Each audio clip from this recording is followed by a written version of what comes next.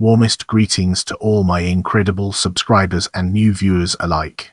Thank you for joining us today as we dive into Mars 2021 film.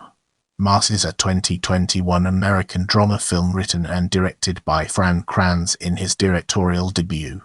It stars Reed Birney and Dowd, Jason Isaacs, and Martha Plimpton as grieving parents who meet to discuss a tragedy involving their sons. The film had its world premiere at the 2021 Sundance Film Festival on January 30, 2021, and was released on October 8, 2021, by Bleecker Street. At the BAFTA Awards, Dowd received a nomination for Best Actress in a Supporting Role. Without further ado, let's move on to the topic of plot. Jay and Gail Perry are parents grieving the death of their son Evan, a victim of a high school shooting. Richard and Linda are the parents of the teenage perpetrator Hayden, who killed himself after his shootings. 6 years after the tragedy, both couples agree to meet and talk in a private room at an Episcopal church. The couples had met previously, in which Jay and Gail made hurtful comments toward Richard and Linda when they were all going through the public legal procedures that resulted from the incident. Jay had since publicly advocated for gun control and against gun ownership, causing a brief debate between him and Richard. After talking about their sons when they were innocent children, the two couples partake in various lengthy discussions over how the tragedy had come to be and how the tragedy impacted their lives. Jay and Gail ask for information from Richard and Linda about Hayden's upbringing that they do not already know from public information about the incident. Richard and Linda tell that they knew that he became more depressed due to their family moving houses, lack of friends, and bullying at school. The couples briefly debate whether video games had influenced Hayden's violent thoughts. While acknowledging that Hayden's schools and therapists did not respond appropriately to their findings, Richard and Linda express their guilt and regret over how their failure to see and react to any signs that their son could have become violent. Jay and Gail admit that they wanted to see Richard and Linda in as much pain as they and the other victims' parents were. Richard and Linda admit that being the parents of a murderer meant that they did not know how to navigate being public figures, since they also could not speculate about why Hayden did what he did. Richard and Linda reveal that Hayden had made friends in high school, who were also victims of bullying, and that one of his friends had access to guns. Jay and Linda become furious, causing Richard to warn against jumping to conclusions about Hayden, only for Jay to speculate that Hayden was a psychopath who was incapable of being dealt with. Jay eventually has a short, angry outburst, leading to him breaking down as he describes how Evan was killed by Hayden.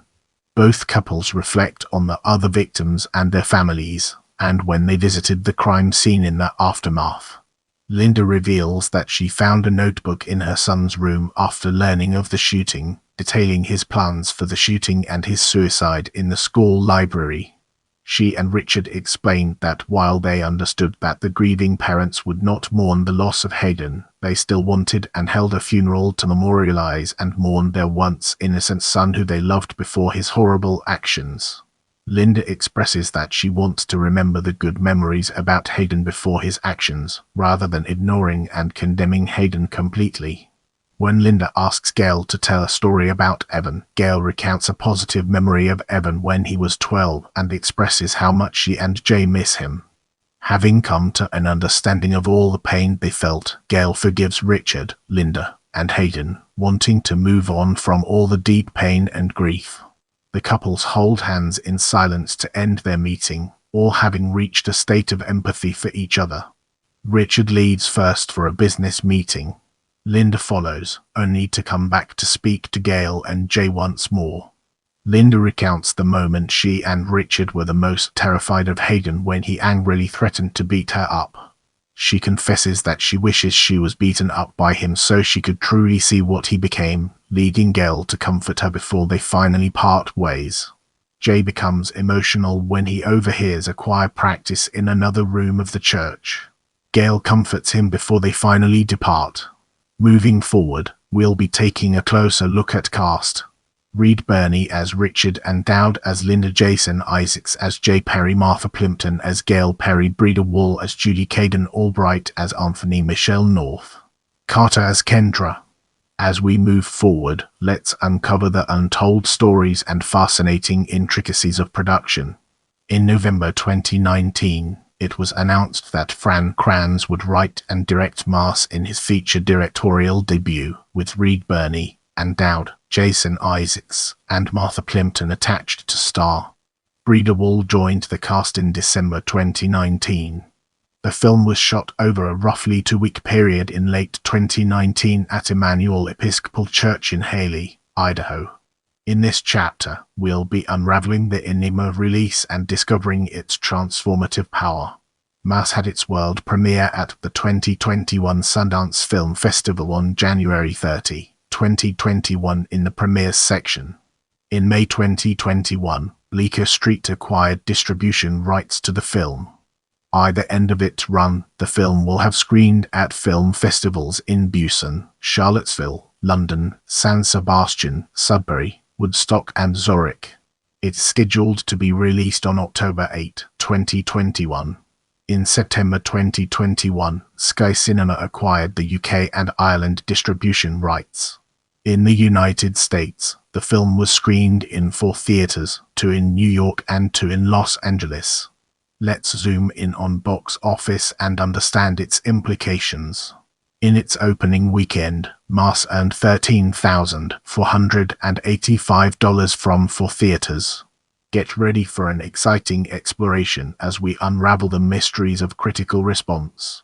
The site's critics' consensus reads, Mars requires a lot of its audience, but rewards that emotional labor with a raw look at grief that establishes writer-director Fran Kranz as a filmmaker of tremendous promise.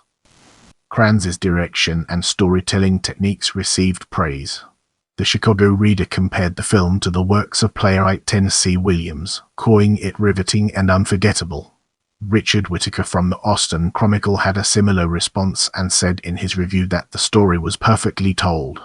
Writing for Little White Lies, Hannah Strong summarized the film as a study of human pain and anger in painstaking detail, supported by a script which is hauntingly realistic without dipping into mawkish or exploitative territory. Owen Gleiberman, from Variety, said the film announces Fran Kranz as a bold new filmmaker who has earned the right to excavate a subject as sensitive as this one. The performances in the film also received praise. While Entertainment Weekly said it was an exceptional opportunity to watch for great character actors, Soloncom said the film gives each member of the ensemble cast a big speech to emote and express what their characters are feeling.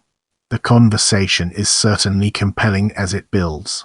In his review for The Hollywood Reporter, David Rooney said the film was a harrowing watch, but a cathartic one, with each of the 4 superb principal actors delivering scenes of wrenching release. Furthermore, Vox journalist Alyssa Wilkinson said Mars leaves plenty of breathing room for characters to have authentic moments of emotion and put a gentle, grace-filled frame around an almost unspeakable tragedy. It's a showcase for its performers, but it's also a valuable experience for its audience. Leave a comment below and let me know what you thought of this video.